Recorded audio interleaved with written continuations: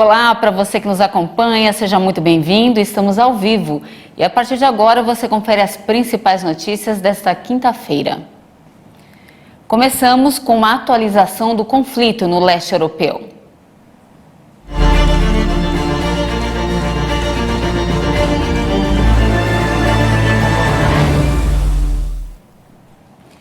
Uma reunião de cúpula extraordinária da Aliança Atlântica acontece nesta quinta-feira para discutir a situação da Ucrânia e a necessidade de reorganização da defesa do bloco nas regiões próximas ao conflito.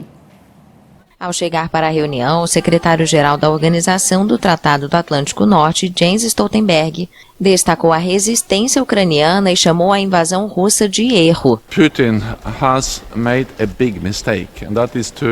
Putin cometeu um grande erro, que foi lançar uma guerra contra uma nação independente e soberana. Ele subestimou a força e a bravura do povo ucraniano e das forças armadas.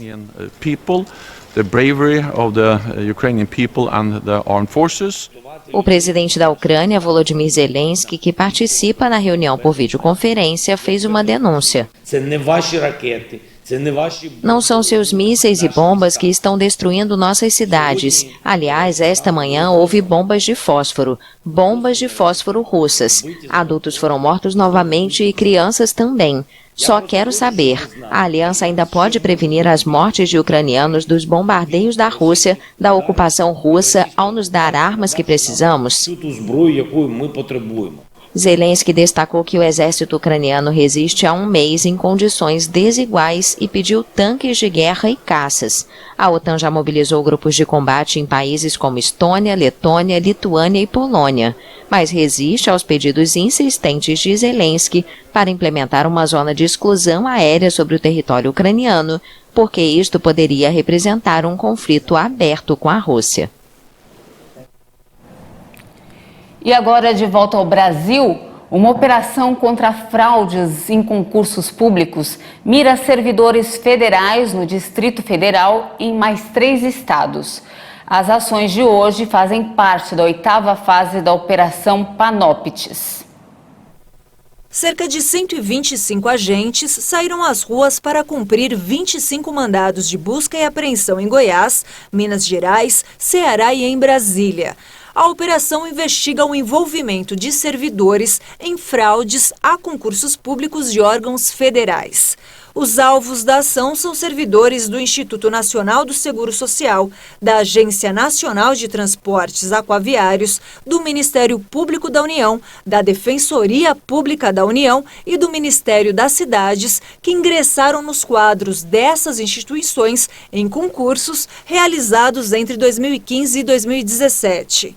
As ações fazem parte da 8ª fase da Operação Panóptis, que investiga um grupo conhecido como Máfia dos Concursos, acusados de cometer fraudes nas seleções públicas. A primeira fase dessa operação, que investiga fraudes em concursos, foi deflagrada em 2016 e, desde então, de acordo com a polícia, quase 70 investigados já foram indiciados. Os denunciados podem responder pelos crimes de fraude a certame de interesse público, organização criminosa, falsificação de documento público e corrupção ativa.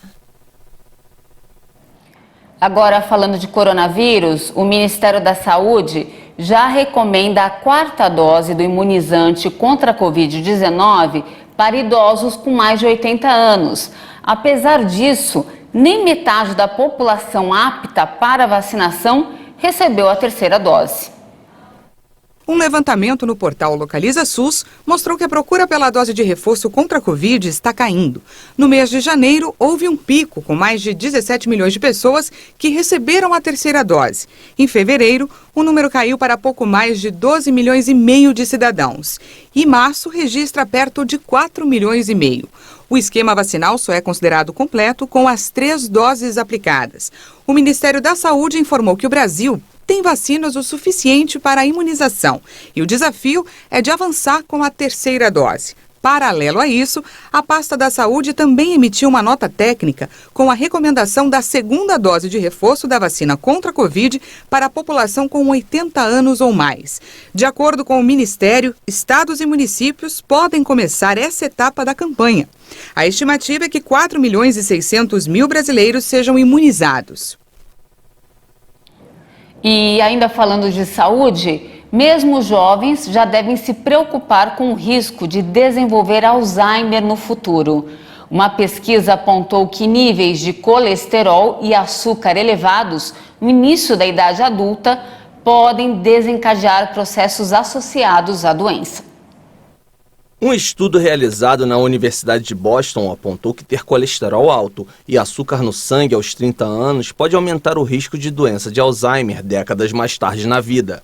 A pesquisa identificou que pessoas com idades entre 35 e 50 anos que tinham altos níveis de triglicerídeos, um tipo de colesterol encontrado no sangue, e níveis mais baixos do colesterol bom eram mais propensos a serem diagnosticados com doença de Alzheimer mais tarde na vida. Em pessoas com idades entre 51 e 60 anos, foram os níveis mais altos de açúcar no sangue que aumentaram o risco de Alzheimer. Os pesquisadores afirmaram que esta é a primeira vez que um estudo faz associações em pessoas relativamente jovens entre os níveis de colesterol e glicose e o risco futuro de doença de Alzheimer.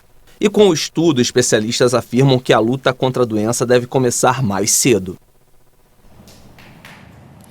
Agora, mudando um pouco de assunto, a Caixa Econômica e o governo federal lançaram um novo programa de simplificação do microcrédito digital, o Sim Digital. Ele é destinado aos pequenos empreendedores com pouco acesso ao crédito, incluindo negócios negativados, com juros a partir de 1,95%.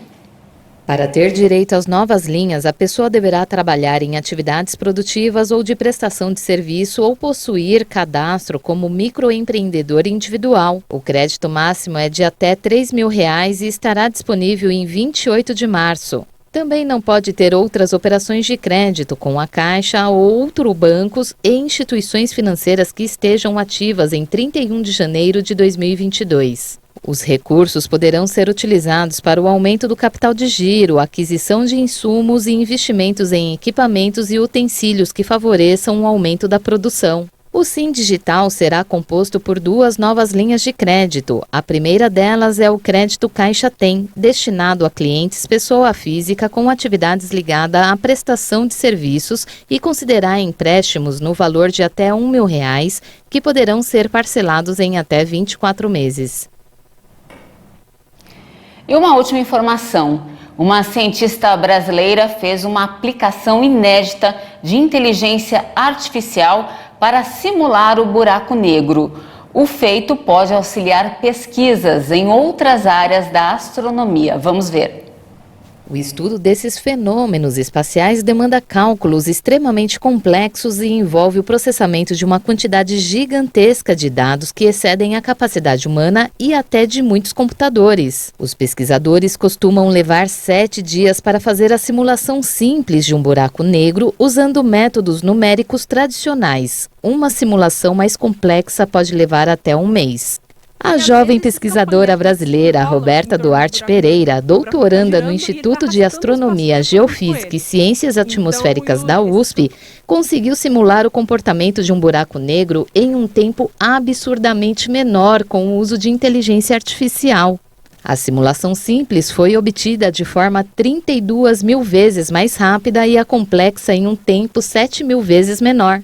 É a primeira vez na história que o comportamento de um buraco negro foi simulado com o uso de inteligência artificial e aprendizado de máquina.